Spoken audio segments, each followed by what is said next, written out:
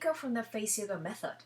Kayla on Facebook told me that when she gets stressed, she grinds her teeth at night.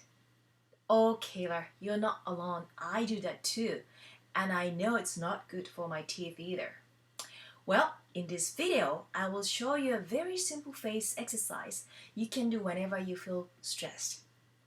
You can do this in a shower or in the car so that nobody sees you and hears you. This is how you do it. In a very exaggerated manner, open your mouth and say, "Wow."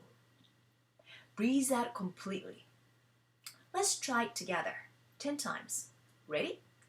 Wow, wow, wow, wow, wow, wow, wow, wow, wow, wow.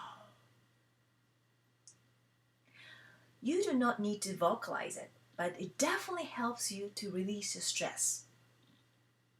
If you like this video, like it.